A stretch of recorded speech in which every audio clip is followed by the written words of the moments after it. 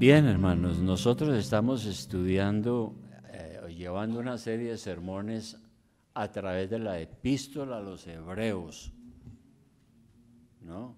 ¿Por qué se le llama a los hebreos? ¿Qué es una epístola? Una carta. Y dice que es carta a los hebreos. Fue dirigida a los judíos, que se habían, especialmente aquellos que se habían convertido a Cristo, pero con el tiempo dijeron, no, nosotros tal vez no seguimos en la iglesia, yo creo que nos equivocamos, mejor vamos a regresar a la religión de mi papá y de mi mamá, yo creo que mejor yo sigo adorando a Moisés y a todos los patriarcas del Antiguo Testamento. Y la carta les escribió, el Espíritu Santo quiso que se escribiera para decirle a los judíos, no hagan eso. Y empieza entonces a explicar quién es Jesucristo, porque lo que Dios vio es que no entendían bien quién era Jesucristo. Todavía hay mucho judío que no sabe quién es Jesucristo bien, ¿no? No creen en Él. Y grave si es un cristiano que no es judío.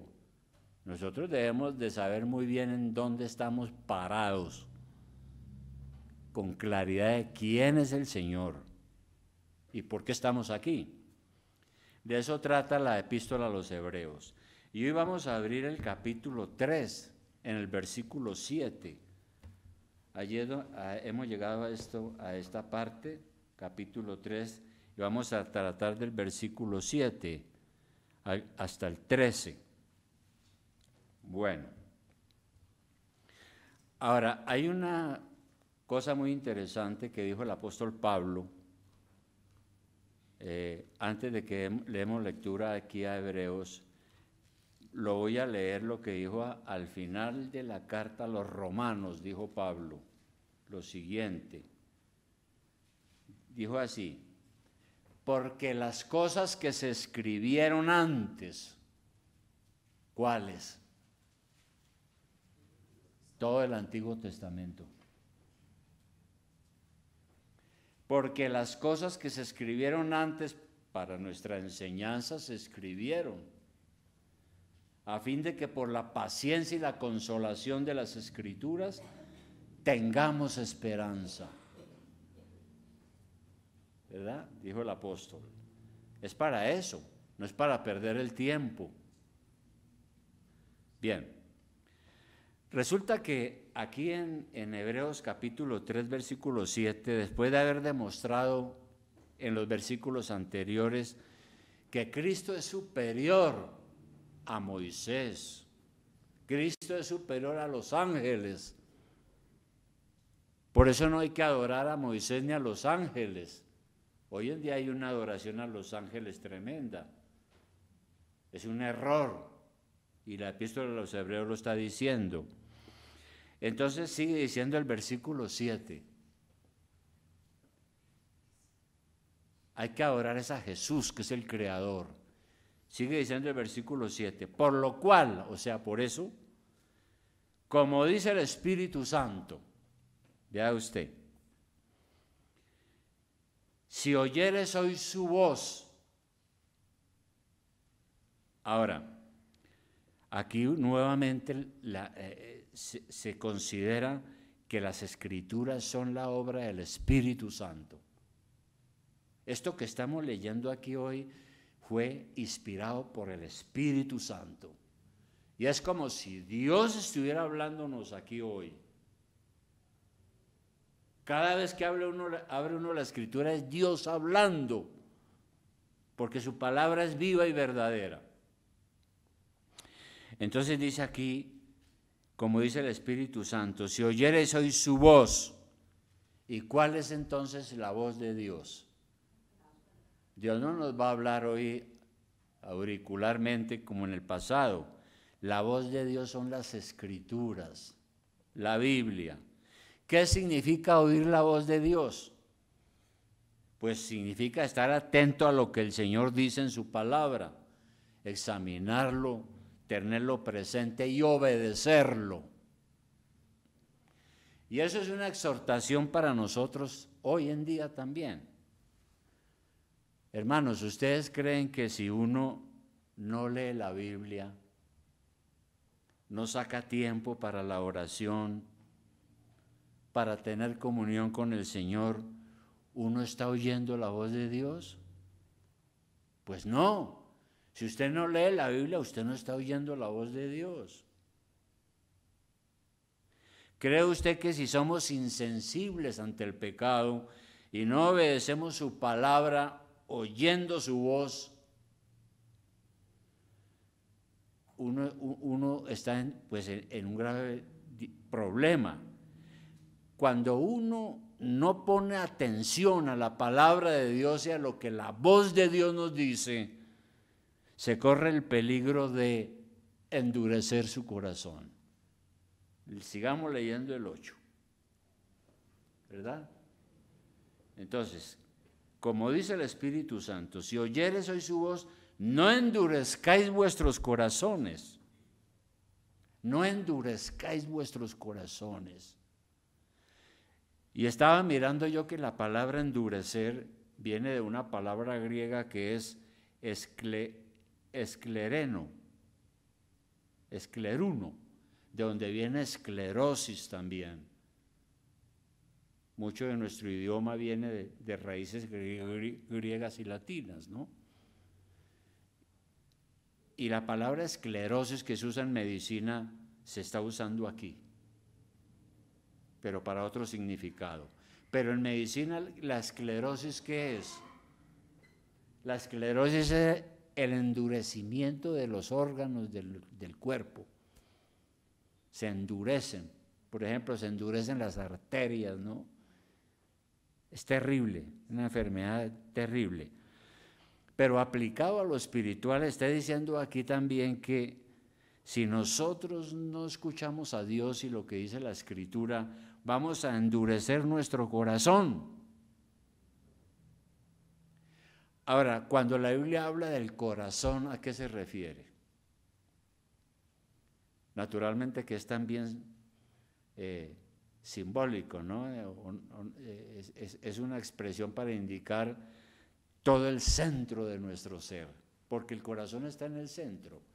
Y cuando hablamos de que tenemos un corazón bueno, estamos diciendo que todo lo que yo soy bueno, porque en el corazón se encuentra la conciencia, nuestros pensamientos, nuestro entendimiento.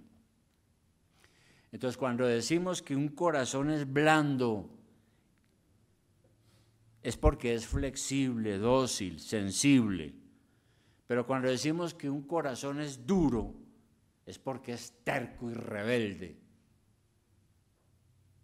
Cuando decimos que una persona tiene un corazón duro, queremos decir es una persona obstinada, terca, rebelde, no atiende.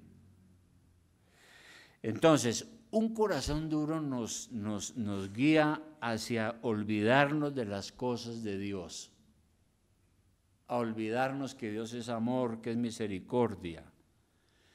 Y un corazón duro también nos puede llevar a ser obstinados, tercos, a no obedecer y a entrar en una situación en la cual no oímos la voz de Dios. Y aquí en la Biblia no hay opciones. Nosotros o escuchamos la voz de Dios o nuestros corazones pueden quedar endurecidos.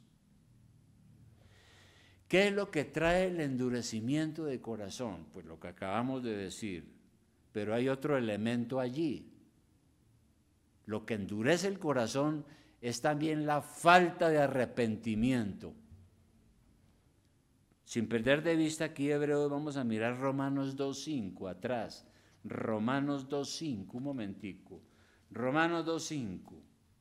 Aquí está precisamente el apóstol Pablo hablándole nuevamente a la nación de Israel, hablándole a los judíos, porque entre otras cosas Jesucristo era judío, ¿verdad? Y aquí en Romanos 2.5 el Señor dice, a ellos, pero por tu dureza y por tu corazón no arrepentido, atesoras para ti mismo ira para el día de la ira y de la revelación del justo juicio de Dios, ¿no? Entonces la falta de arrepentimiento produce eso, una dureza del corazón.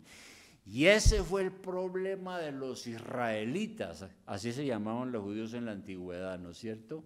Ese fue el problema de los israelitas en el desierto. Hermano, vamos a leer nuevamente ahí en Hebreos 3, donde estamos, 3:8, ahora sí regresemos. Dice aquí, si oyereis hoy su voz, no endurezcáis vuestros corazones, como en la provocación, en el día de la tentación en el desierto. ¿Qué pasó en el desierto? Yo no sé, ¿usted ha leído el Antiguo Testamento? Hay que leer todo el Antiguo Testamento, ¿no? Si usted lee el Nuevo, pero no lee el Antiguo, es como entrar a una película al final. Hay que saber cómo comenzó todo. ¿Qué pasó en el desierto? ¿Quiénes eran los israelitas? Y aquí entonces está diciendo que cuidado con endurecer su corazón, no sea que le pase lo que le pasó a los israelitas en el desierto, en la tentación en el desierto. ¿Qué fue lo que sucedió? Éxodo 17. Vamos a mirar atrás. Éxodo 17. ¿Por qué se llama Éxodo? Porque fue la salida del pueblo de Israel de la esclavitud hacia la tierra prometida. ¿Y qué pasó allá en Éxodo 17:1? Vamos a leerlo, porque yo no sé si usted lo habrá leído, pero dice, toda la congregación de los hijos de Israel partió del desierto de Sin por sus jornadas, conforme al mandamiento de Jehová, y acamparon en Refidín, y no había agua para que el pueblo bebiese. Y altercó el pueblo con Moisés y dijeron, danos agua para que bebamos. Y Moisés les dijo, ¿por qué altercáis conmigo? ¿Por qué tentáis a Jehová? Ahí viene el tema. Así que el pueblo tuvo allí sed y murmuró contra Moisés y dijo, ¿por qué nos hiciste subir de Egipto para matarnos de sed a nosotros, a nuestros hijos y a nuestros ganados? Entonces el pueblo empezó a decir, bueno, ¿y estos qué? ¿Y este Moisés qué? Nos sacan de la esclavitud de Egipto y nos traen a un desierto a matarnos de sed y de hambre.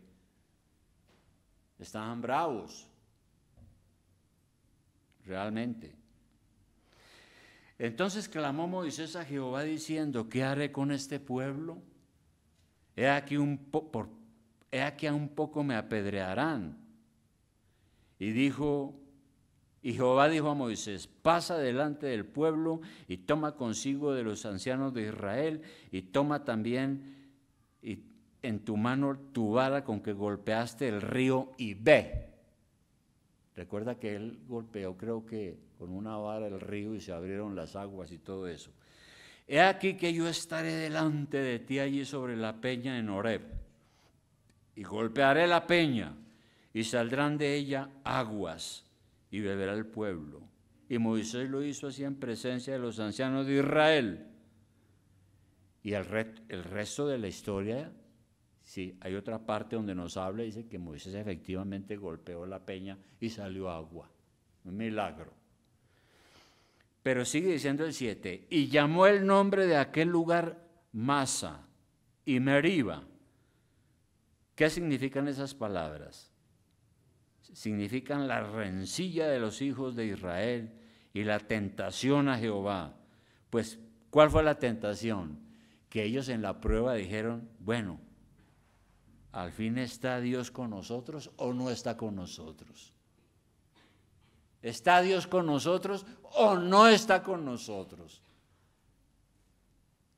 porque nos dijo un poco de cosas y nos trajo aquí, y vemos es que nos vamos a morir de sed y de hambre. Ese es el asunto. Y aquí en Hebreos entonces está diciéndole a la iglesia, o sea, a nosotros, cuidado con endurecer su corazón, cuidado con no oír la voz de Dios, no sea que a usted le pase lo de el día de la provocación en el desierto, cuando tentaron a Dios, ¿verdad? Es eso.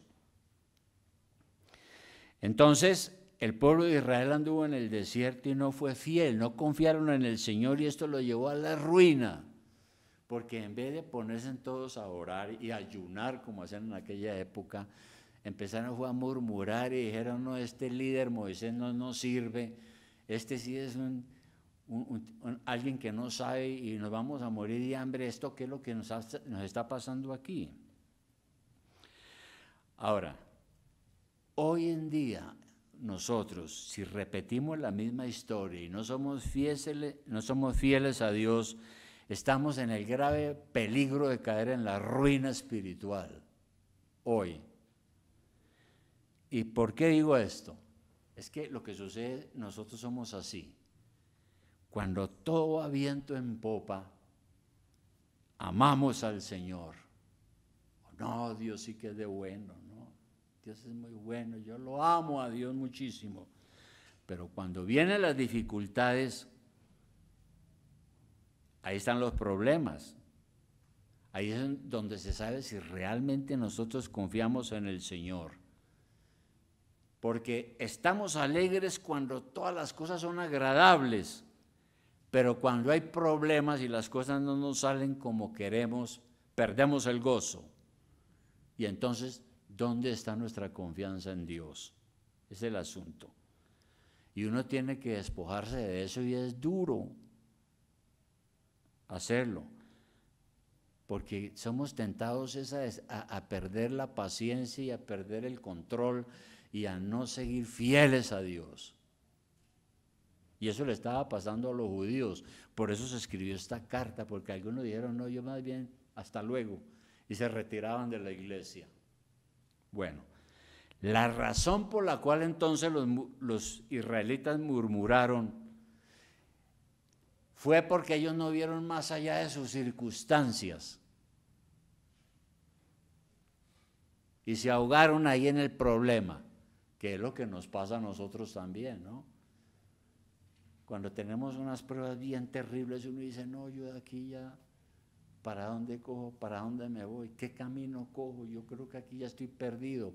Y nos olvidamos del Dios vivo y verdadero en el cual creemos, ¿no? Entonces, ante la crisis nosotros tenemos que pensar de una manera diferente, porque el pueblo de Israel ante la crisis lo que mostró es que realmente no confiaban en el Señor. Y se mostró lo que realmente había en su corazón. ¿Qué había en su corazón?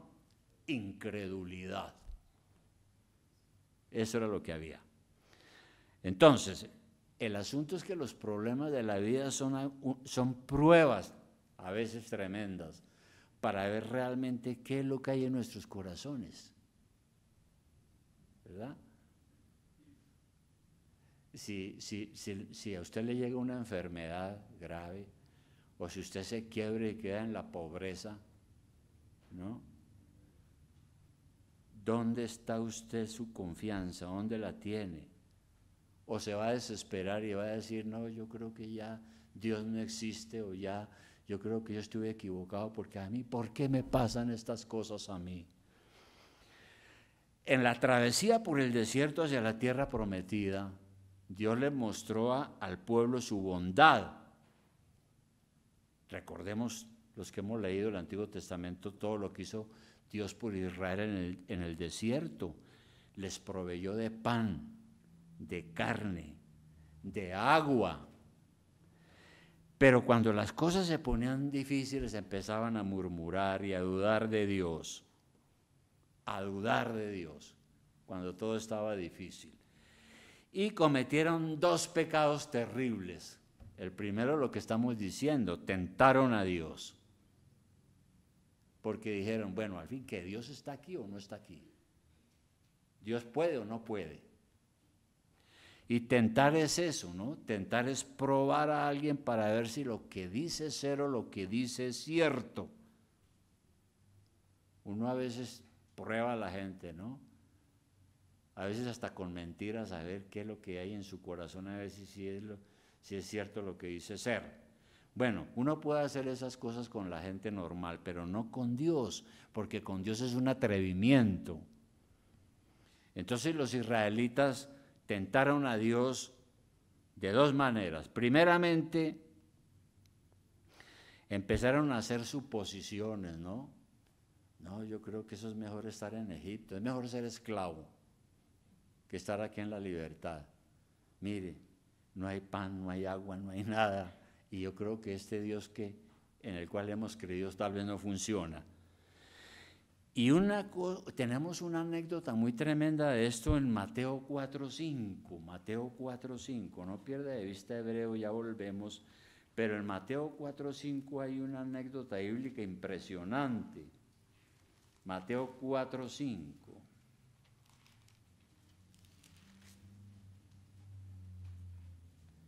¿Recuerdan la tentación de Jesús en el desierto? Dice que Jesús fue y ayunó en el desierto antes de comenzar su ministerio público y estuvo sin comer 40 días. Y al final de los 40 días sintió hambre. Y aquí, ¿qué encontramos? Aquí a partir del versículo 5 del capítulo 4 de Mateo, dice: entonces el diablo lo llevó a la santa ciudad. No dice cómo lo llevó, si fue en espíritu y cómo fue eso, pero el hecho es que Jesús se encontró en Jerusalén y lo puso sobre el pináculo del templo. Debe ser un lugar alto, ¿no? Un lugar especial allá. Y le dijo: si eres el Hijo de Dios, échate abajo, porque escrito está: a sus ángeles mandará acerca de ti, y en sus manos te sostendrás, para que no tropieces con tu pie en piedra. ¿Qué le está diciendo el diablo a Jesús? Tírese al vacío. A usted no le va a pasar nada, porque la Biblia dice que los ángeles vendrán, lo alzarán a usted y nada le va a suceder. Pruebe a ver si eso es cierto. Pruebe a Dios a ver si eso es cierto.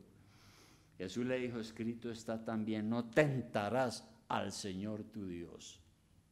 No tentarás. Eso es un ejemplo también de lo que le pasó al pueblo de Israel, ¿no? Y se tienta a Dios entonces cuando se piensa que los problemas que tenemos pues son muy difíciles y que Dios no nos va a ayudar, o que Dios no es un auxilio necesario, o que a lo mejor Dios no puede hacerlo también, ¿no? Así pensaron los hebreos. Durante 40 años en el desierto anduvieron y Dios hizo milagros, pero ellos no creían a veces y provocaron a Dios. Tentaron, pero también desagradaron a Dios. Volvamos allá a Hebreos. En Hebreos 9 leímos, ahí en Hebreos 3:9 leímos: en el desierto, donde me tentaron vuestros padres, me probaron y vieron mis obras 40 años, a causa de lo cual me disgusté contra esa generación. Y dije: siempre andan vagando en su corazón y no han conocido mis caminos. Eso es terrible, ¿no? Dice aquí que Dios se disgustó. Quiere decir, Dios se molestó, se irritó con ellos, porque tanto que Dios los ayudaba, los auxiliaba, les daba cosas, y cada vez que tenían un problema, no, tal vez Dios no existe, o tal vez Él no puede hacer las cosas. Y por eso Dios les dice aquí la Biblia que Él se irritó con ellos y dijo: estos son un pueblo que vagan en su corazón, ¿no? Dice allí, con esa generación siempre andan vagando en su corazón y no han conocido mis caminos.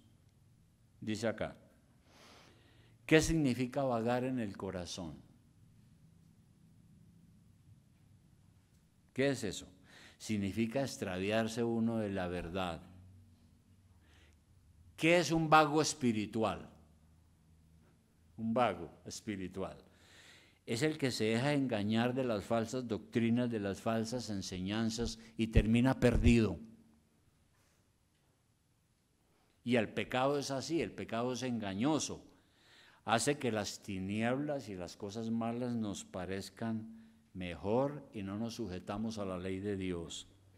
Ese es el gran problema. Y por eso el Señor le dice al pueblo, se disgustó el Señor y dice, ¿yo qué voy a hacer con esta gente?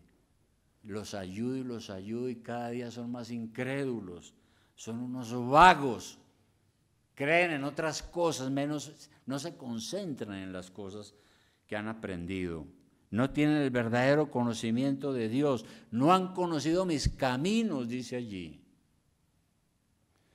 ¿Y qué sigue diciendo el versículo 11?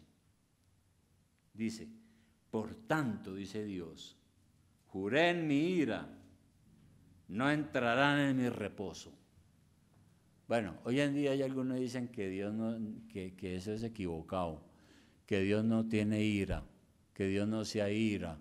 ¿De dónde sacaron semejante idea? ¿No es cierto? Lo que pasa es que la ira de Dios es santa y justa, no es como la ira de nosotros. Nosotros nos airamos y cometemos injusticias, pero Dios no, Dios cuando se ofende es justamente. Dice la Escritura. Entonces Dios se airó y dijo a todo ese pueblo que iba por el desierto rumbo a la tierra prometida, les dijo, por ustedes ser así y no oír mi voz, no entrarán en mi reposo, o sea, la tierra prometida. Entonces, esa incredulidad y esa rebelión molestó a Dios. Así que Dios al final dictó sentencia. Hace unos días leí un libro de eso, ¿no? Dice que la Biblia dice que Dios es paciente. Claro, Dios es paciente, muy paciente. Si Dios no fuera paciente, usted y yo no estaríamos aquí. Dios es muy paciente, pero la paciencia de Dios tiene límites. Por eso es que hay un fin del mundo también. Entonces, Dios al fin llegó su paciencia al límite y dictó sentencia. No entrarían a Canaán, a la tierra prometida. No entrarían al descanso de Dios que Él les había prometido. ¿Y cuál es la lección para hoy? Para nosotros. Todo lo que estamos leyendo aquí es también para nosotros. No es que esto le pasó al pueblo de Israel en esa época, no, pues muy interesante, ¿no? Qué cuento tan bonito, qué leyenda tan bonita, no, es que es para usted y para mí. El Espíritu Santo, mire lo que dice aquí el versículo, cuando leímos el versículo 7 al comienzo, nuevamente miremoslo, dice la Escritura, por lo cual, como dice el Espíritu Santo,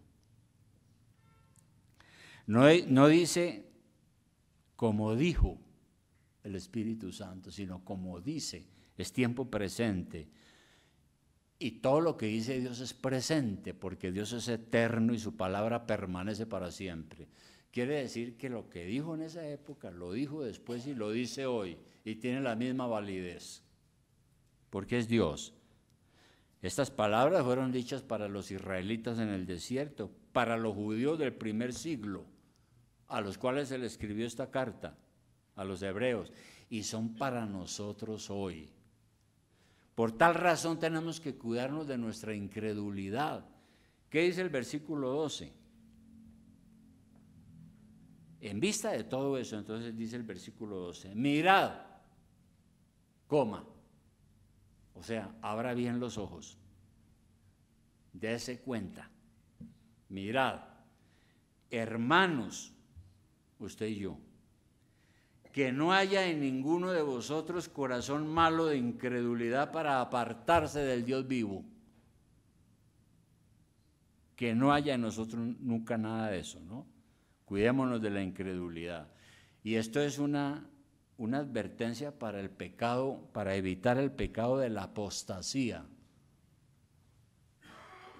¿Qué es la apostasía? ¿Qué es el pecado de la apostasía? ¿Sabe qué es la apostasía? Es cuando yo he creído en el Evangelio, he ido a los cultos, he cantado himnos, he saludado a los hermanos, no, pues qué belleza, yo no había conocido esto tan lindo, pues que a mí me educaron en una religión, pero no, esto es una belleza, yo nunca había sabido esto, yo creo que esta es la verdad. Algunos hasta se hacen bautizar, pero por allá al año, a los 8 meses empiezan a dudar. No, yo creo que sí será verdad. Y terminan endureciendo el corazón y se retiran de la iglesia. Y entonces después niegan lo que creyeron. Eso se llama ser uno un apóstata.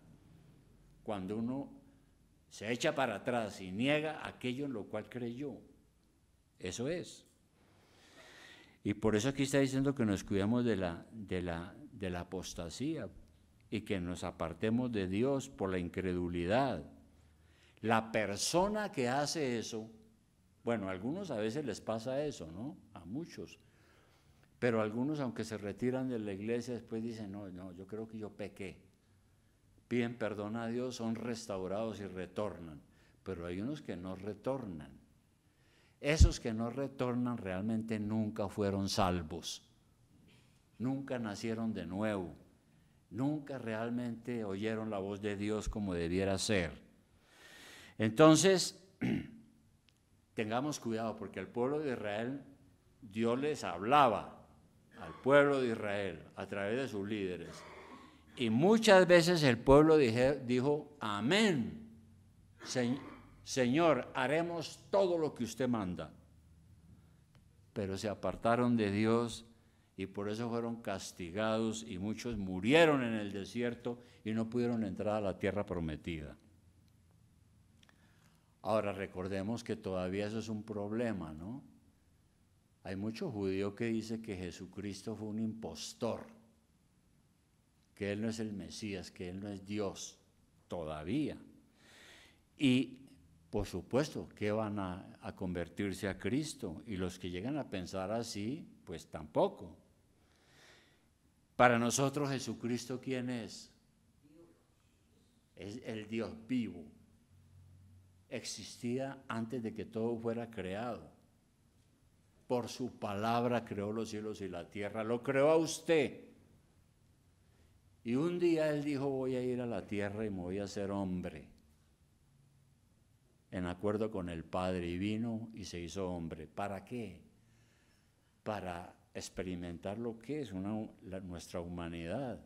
Pero además de eso, para no pecar, obedecer a su Padre y morir en la cruz y pagar el castigo que usted merecía, porque usted es el que ha pecado y el que ha violado la ley de Dios, ¿verdad? Es todo eso lo que nos enseña la Biblia. Entonces, Él es el Dios vivo. Miremos 2 de Pedro 1:10, que es muy importante ese versículo. 2 de Pedro 1:10. 2 de Pedro 1:10. El apóstol Pedro, que dicen que fue el primer papa, pero eso no es verdad. Son mentiras. Él no fue ningún papa, fue un apóstol. Bueno, 2 de Pedro 1:10 dice lo siguiente él, a usted y a mí nos dice, por lo cual, hermanos, tanto más procurad hacer firme vuestra vocación y elección, porque haciendo estas cosas no caeréis jamás. ¿Qué quiere decir eso? Que yo tengo que afirmarme en este llamamiento que Dios me ha hecho, afirmarme en esta fe que Dios me ha hecho y no dejarme mover de ahí. Es una exhortación. Tenemos que orar a Dios para que nos libre de un corazón malo, de incredulidad. Y hermano, dice el versículo 13, ya terminando ahí, ¿qué dice? Volviendo a Hebreos, versículo 13. Leímos la primera parte. No, este no lo hemos leído, dice. En el 12 dice, mire hermanos, tengan cuidado, no sea que en la iglesia haya entre vosotros un corazón malo de incredulidad para apartarse del Dios vivo. Y dice el 13, antes exhortaos los unos a los otros cada día. ¿Y qué quiere decir la palabra exhortarnos? ¿Qué tenemos que hacer en la iglesia? Exhortarnos significa aconsejarnos, animarnos, consolarnos. Eso es lo que tenemos que hacer como iglesia, ¿no? Y lo que está diciendo acá. Y hacerlo de la manera correcta. Dice, exhortaos los unos a los otros cada día, entre tanto que se dice hoy, para que ninguno de vosotros se endurezca por el engaño del pecado. Como el día de mañana no es de nosotros, debemos darle a cada día el mejor aprovechamiento.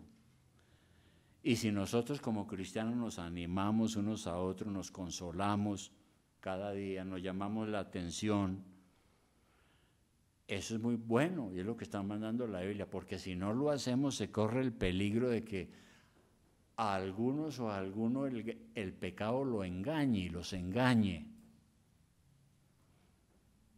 Porque el pecado engaña, dice la Biblia. El pecado parece dulce, pero es amargo y al final no deja nada. El engaño del pecado endurece el alma. ¿Y cómo es el asunto? Primero uno peca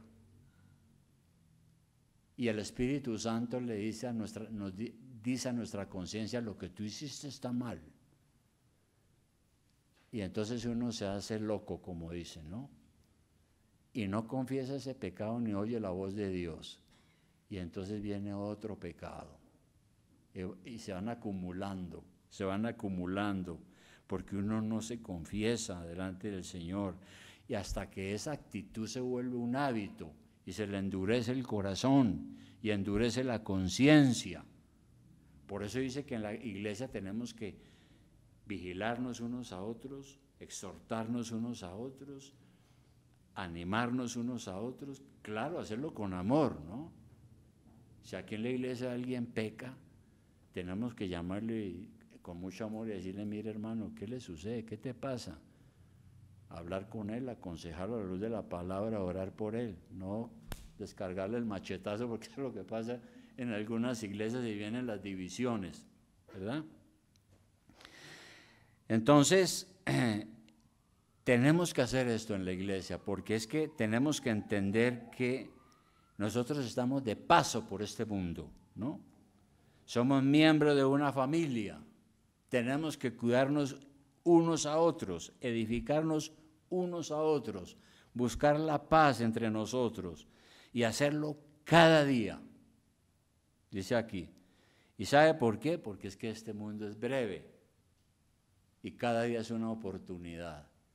Mañana uno puede estar muerto, o en la tarde. Siempre digo eso, ¿no? Yo he conocido mucha gente que está en la mañana en el culto y a la tarde está en la funeraria. Y finalmente, hermano, busquemos el bien espiritual del otro, como leíamos aquí en el versículo 13, ¿no? Busquemos el bien espiritual, para que nadie se endurezca. Hay que, hermano, no descuidar la oración, la lectura de la Biblia, congregarnos, porque si nosotros no hacemos eso, nuestro corazón se va endureciendo, y ahí está el problema. Ahora, llamarle la atención a alguien en la iglesia sí que es difícil, ¿no? A veces ni diciéndoselo con amor. Y decirle, mire hermano, mire, a nosotros nos parece que es que usted no es verdadero, usted no es sincero. Qué cosa tan difícil decir eso, ¿no? Pero nosotros tenemos que hacerlo, porque si no lo hacemos, eso es como cuando un ciego va caminando hacia un precipicio y uno no le dice, mire, pare ahí, porque mira, hay un precipicio. porque como Él no ve, nosotros no podemos hacer eso. Hay que alertarnos entre nosotros, animarnos, ayudarnos a cuidar y toda esa cosa, ¿no? Porque lo contrario es un peligro. Conclusión, hermanos. Lo que le sucedió al pueblo de Israel en la antigüedad es un ejemplo para nosotros, para que no juguemos con las cosas de Dios. Se espera que un verdadero hijo de Dios no caiga en la incredulidad, porque si cae es una mala señal. Puede ser que es alguien que no se ha convertido de verdad. Tengamos temor, no provoquemos al Señor, sino confiemos en Él. Ahora, aquí cada uno de nosotros hemos tenido diferentes experiencias en la vida, ¿no? Quizás a uno les fue muy bien, con padres que los querían y que tenían medios económicos, lograron tener una crianza muy buena, ir a la universidad, pero otros no. Ese es el asunto. Entonces, cuando hay dificultades tremendas, nosotros tenemos que confiar en el Señor, nunca dar pie atrás, porque si confiamos en el Señor, eso es una evidencia de que conocemos los caminos del cielo. Y si uno no ve eso, pues es algo grave. Debemos exhortarnos unos a otros en amor, como dijimos ya, animarnos, cuidarnos, usar los medios que Dios nos ha dado para que no se endurezca nuestro corazón. Hermano, una pregunta final. ¿Su amor, su fidelidad y consagración al Señor es firme y permanente? ¿O depende? Depende cómo me esté yendo y cómo me vaya. Su amor al Señor, su fidelidad, su consagración es firme y permanente. ¿O usted es firme solo cuando las cosas van bien? Pero cuando las cosas se ponen difíciles empieza a dudar, pierde la confianza, endurece su corazón, no ora más, no regresa a la iglesia. ¿Y sabe qué le está pasando a usted? Que si usted hace eso se está apartando del Dios vivo. Eso es peligroso. O cuando uno peca y no le pide perdón a Dios, ¿no? Si no se hace loco con el pecado, ¿no? Dios es bueno y Él perdona, yo no le digo nada. No acaricie el pecado porque eso lo lleva a otros pecados y finalmente se va endureciendo hasta el punto que cuando su conciencia le dice hizo lo malo, usted ya no siente nada, ¿verdad? Ya no siente nada. Vamos a orar, hermanos, vamos a orar. Querido Padre, te damos muchas gracias por tu palabra. Aquí, Señor, tu palabra nos dice muchas cosas.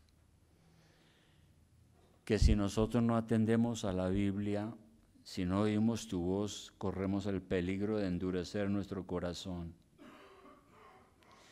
Y que eso nos lleva a andar divagando con pensamientos y sentimientos y emociones que no sirven, que nos desvían y nos llevan a la perdición.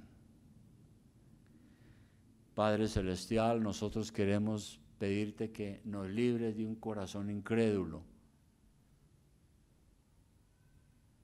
Te pedimos, Señor, que nosotros seamos una congregación unida, donde nos preocupamos el uno por el otro, donde buscamos, como dice aquí la Escritura, nos exhortamos unos a otros, entre tanto que el Espíritu Santo dice, si oyeres hoy la voz de Dios, cuidado con endurecer su corazón. Padre, permite y ayúdanos a entender que tu palabra, la Biblia, es tu palabra viva y verdadera, y que cuando la abrimos eres tú hablándonos al corazón. y que te podamos hacer caso y oír tu voz. Gracias, eterno Dios, por todo esto te damos. En el nombre precioso de Jesucristo oramos. Amén.